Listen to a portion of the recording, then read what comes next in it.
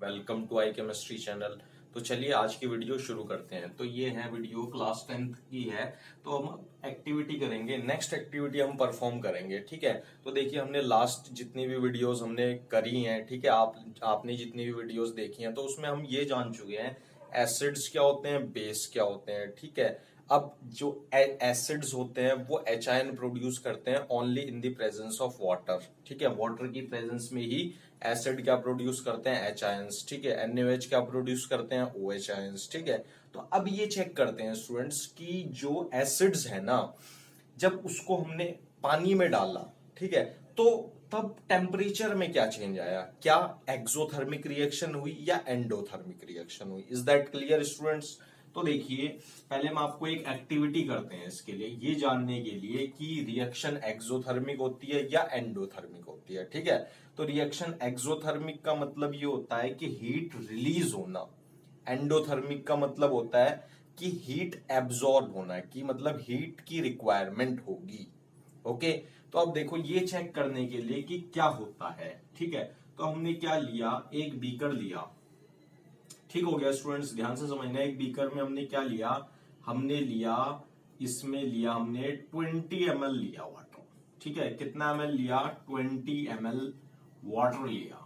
क्या लिया students, 20 ml water. Okay, ये क्या है, 20 ml वाटर है ये, ठीक है। ध्यान से समझना है ये एक्टिविटी। ओके, फिर उसके बाद हम आगे बढ़ेंगे, ठीक है। तो बेसिकली इस एक्टिविटी में हम ये पता करना चाहते हैं कि एसिड्स को जब पानी में घुला जाता है, ठीक हो गया, तो टेम्परेचर में क्या चेंज आता है, ठीक है। तो अब हम क्या डाल रहे हैं इसमें, अब हमने पोर करा, इसमें हम डालते हैं अप्रोक्स 3 ml। क्या डाला स्टूडेंट्स, हमने 3 ml कंसंट्रेटेड H2SO4। ओके, इसमें पोर करा हमने, ठीक हो गया। तो देखिए 20 ml के कंपैरिजन में 3 ml बहुत कम है। अब फिर हमने क्या किया, ग्लास रॉड ली हमने, ग्लास रॉड से इसको अच्छे से शेक किया, शेक द मिक्सचर, ठीक है। तो अब हमने क्या करा, अभी हम इस बीकर के बॉटम में हमने हाथ लगाया, ठीक है। तो हमने क्या चेंज करा, हमने ऑब्जर्व करा, वी ऑब्जर्व, क्या ऑब्जर्व किया, दी चेंज इन टेम्परेचर। क्या ऑब्जर्व किया स्टूडेंट्स हमने, दी चेंज इन टेम्परेचर। तो टेम्परेचर कैसा ऑब्जर्व हुआ हमें, इसका मतलब टेम्परेचर बढ़ गया, मतलब ये बॉटम में हमें थोड़ा हीट प्रोड्यूस ऐसा हुआ कि भाई हीट रिलीज हुई है, ठीक हो गया।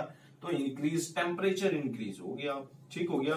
तो इसका मतलब क्या हुआ, इसका मतलब कौन सी रिएक्शन हुई, एक्सोथर्मिक रिएक्शन हुई। इज दैट क्लियर स्टूडेंट्स और नॉट, एक्सोथर्मिक रिएक्शन हुई इसमें।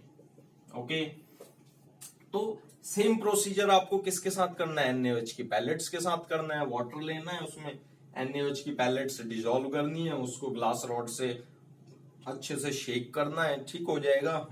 फिर आपको इसका टेम्परेचर ऑब्जर्व करना है, ठीक है। क्या टेम्परेचर बढ़ता है, क्या आपको कोल्ड महसूस होता है, ठीक है, या गर्म महसूस होता है, ठीक है। तो क्या होगा, in the same case of, in the case of NaOH मतलब बेस के केस में भी, in the case of NaOH same temperature rises. क्या हो जाता है students, temperature rises. Okay, is that clear. तो इतनी बात पता लगी मैंने इस वाली एक्टिविटी में, मैं ये जान पाया हूं कि किसी भी एसिड, स्पेशली कंसंट्रेटेड एसिड या बेस को पानी में जब हम डालते हैं, ध्यान से समझना है, पानी में जब हम डालते हैं तो उसके बीकर के बॉटम में हमें क्या मिलती है, हमें टेम्परेचर राइज मिलता है, मतलब गर्म महसूस होता है। इससे ये बात पता लगती है स्टूडेंट्स कि जब किसी एसिड को पानी में डालते हैं तो क्या हो जाता है, एक्सोथर्मिक रिएक्शन होती है। कौन सी रिएक्शन होती है स्टूडेंट्स, एक्सोथर्मिक, ठीक हो गया। अब देखिए मैं आपको दो बातें बताने जा रहा हूं। क्या बातें, एक बात ध्यान रखना, अब देखो अगर आप देख रहे होंगे, आपने क्या डाला, पानी में एसिड डाला ना, ठीक है, ध्यान से समझना है, पानी में आपने एसिड डाला तो हीट प्रोड्यूस हुई है, ठीक हो गया। ओके, अब एक बात ध्यान रखना आज से कि कभी भी एसिड में पानी नहीं, क्या क्या बताई मैंने बात, एसिड में पानी नहीं डालना चाहिए कभी भी। कभी भी आप एक बात ध्यान रखना, जब भी आप एक्सपेरिमेंट करोगे लैब में, तो आप एक बात आपको नोट करनी है कि कभी भी एसिड में पानी, हाँ, एसिड में पानी नहीं डालना है आपको, ठीक है। पानी में एसिड डाल सकते हो, काम चल जाएगा। देखो एसिड में पानी क्यों नहीं डालते वो समझो। देखो क्या हुआ, जब हमने एसिड, पानी में एसिड डाला तो क्या होगा भाई, देखो एच आयन प्रोड्यूस हुआ, बट इस एच आयंस मतलब क्या बोलते हैं, फ्लो करने के लिए पर यूनिट वॉल्यूम मिल गया, ठीक हो गया। अब आप क्या कर रहे हो, अब आप देखो ध्यान से समझो, यहाँ पे इसमें आपने पूरा एसिड लिया, ठीक हो गया, ये एसिड लिया आपने, ठीक हो गया भाई। एसिड है, ये कंसंट्रेटेड एसिड है, ठीक है, इसमें एच आयंस होंगे इधर इधर। अब क्या करा आपने, पानी डाला इसमें, ठीक है, तो क्या पोर किया आपने, वाटर पोर किया। अब देखो मान लो ये 25 ml एसिड है, इसमें आपने 5 ml क्या डाला, वाटर डाला। तो अब देखिए जो एसिड्स को मूव करने के लिए जो एच आयंस होंगे वो पर यूनिट वॉल्यूम कम हो गया, तो इसका मतलब कम वॉल्यूम में ज्यादा एच आयंस भाई मूव करेंगे तो ज्यादा हीट रिलीज होगी। समझ में आ रही है बात, तो ज्यादा हीट रिलीज होगी, तो इतनी ज्यादा हीट रिलीज हो जाती है, इवन दैट ये जो बीकर है ना ये स्प्लश आउट हो जाता है, मतलब क्या हो जाता है, विस्फोट हो जाता है, ये जो बीकर भी टूटने का खतरा रहता है। इस वजह से बेटा जी एक बात ध्यान रखना, कभी भी पानी में एसिड में पानी नहीं डालना चाहिए, ठीक हो गया।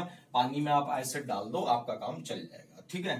तो इसी के साथ ये एक्टिविटी यहीं पर खत्म हो जाती है। मैं आशा करता हूं आपको अच्छे से ये एक्टिविटी समझ में आई होगी। एंडोथर्मिक और एक्सोथर्मिक रिएक्शन का भी आपको फिनोमिना समझ आया होगा। एक बार देख लो, एक्सोथर्मिक रिएक्शन का मतलब है हीट रिलीज होना, और एंडोथर्मिक का मतलब है हीट रिक्वायरमेंट। मतलब कोई भी केमिकल रिएक्शन कराने के लिए अगर हमें हीट की रिक्वायरमेंट है तो उसको क्या कहेंगे, एंडोथर्मिक रिएक्शन कही जाती है, ठीक है। तो इसी के साथ वीडियो यहीं पर खत्म हो जाती है। Thank you.